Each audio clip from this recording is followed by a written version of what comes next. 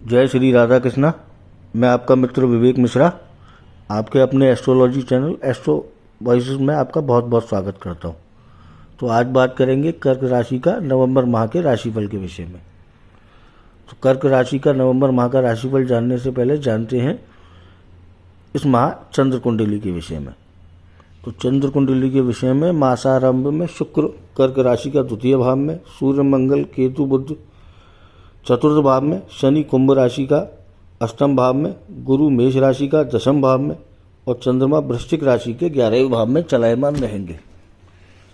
अब बात करते हैं इस माह विभिन्न पहलुओं के बारे में, जैसे कर्क राशि का कैरियर, परिवार, प्रेम और स्वास्थ्य आदि कैसा रहने वाला है। यह सब जानने के लिए आपको वीडियो के अंत तक बने रहना बहुत आवश्यक है, जिससे कि आप विस्तार से सुन सकें और अंत तक देख भी सकें। तो वह दोनों ही व्यवस्थाएं आपके लिए की गई हैं कि आप अंत तक इसको सुन सकें और पूरी तरह जान सकें। तो अब बात करेंगे कर्क राशि का कार्यक्षेत्र इस माह कैसे रहने वाला है। तो कर्क राशि के तहत जन्मे जातकों का कार्यक्षेत्र इस माह दबाव और समस्याओं का सामना आपको करना पड़ सकता है, क्योंकि बृहस्पति आपकी चंद्र राशि के 10वें भाव में स्थित होंगे। 8वें भाव के स्वामी के रूप में शनि की 8वें भाव में उपस्थिति उन जातकों के लिए अनुकूल नहीं रहने की आशंका है जो एक अच्छी नौकरी की चाह रख रहे हैं। साथ ही उन जातकों की नौकरी या प्रगति में भी बाधा आने की संभावना है जो जातक नौकरी कर रहे हैं। शनि वक्री अवस्था में होंगे और इस वजह से इन लोगों को कैरियर के क्षेत्र में मिलने वाले लाभों में काफ़ी देरी हो सकती है। इस दौरान मंगल आपके 10वें भाव के स्वामी के रूप में तीसरे भाव में स्थित होंगे और इस वजह से इन लोगों को विकास से जुड़ी समस्याओं का सामना भी करना पड़ सकता है।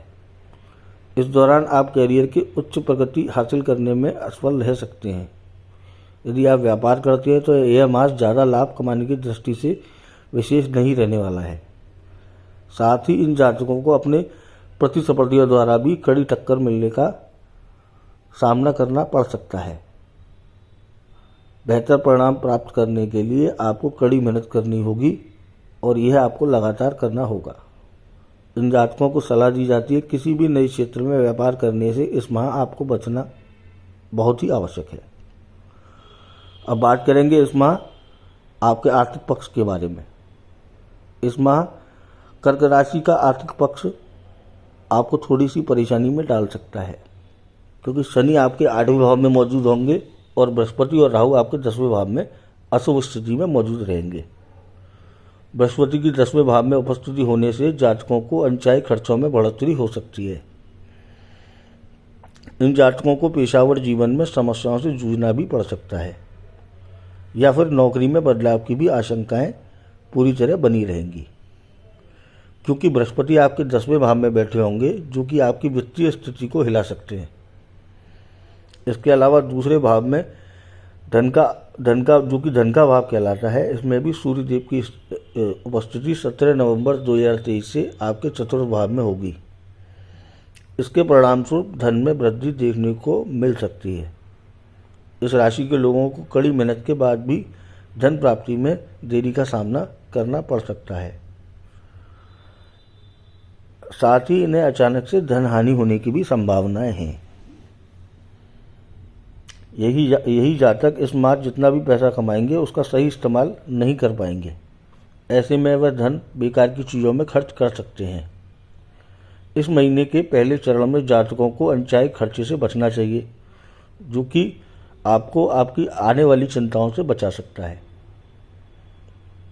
ग्रहों की इस विशेष दशाओं के चलते जिन जातकों का अपना व्यापार है उन्हें कड़ी प्रतिस्पर्धा का सामना करना पड़ सकता है और ऐसे में ये लोग खुद को काफ़ी मुसीबतों से घिरा हुआ पा सकते हैं। इस दौरान आप बिजनेस को सही तरह से प्रबंधन करने में सक्षम नहीं होंगे। इस समय नुकसान होने की भी संभावना है और लाभ भी औसत रह सकता है। इस महीने के दौरान आप ज़्यादा लाभ कमाने में सक्षम भले ही ना हो, पर आपको शनि की कृपा से नुकसान में बहुत अधिक दिक्कतें नहीं आएंगी। किसी भी नए बिजनेस को स्टार्ट करने से पहले उसकी आने वाली संभावनाओं के बारे में विशेष ध्यान रखें, जिससे कि अधिक नुकसान न हो। अब बात करेंगे इस माह कर्क राशि के स्वास्थ्य के बारे में। तो इस माह स्वास्थ्य के बारे में बात करें तो शनि आपके 8वें और राहु आपके 10वें भाव में बैठे हैं। केतु के बीच चतुर्थ स्थान में बैठने के कारण आपको अपनी सेहत पर पैसा खर्च करना पड़ सकता है। शनि आपके 8वें स्थान भाव में बैठे हैं, जो कि इनकी दृष्टि दूसरे भाव पर पड़ रही है। ऐसे में इन जातकों को दांत में दर्द, आंखों में जलन की शिकायत रह सकती है। इस भाव में शनि की स्थिति के चलते इन लोगों के पैरों में दर्द या बृहस्पति छठे भाव में होने से भी इन्हें सिर में दर्द या तनाव की स्थिति बनी रहेगी।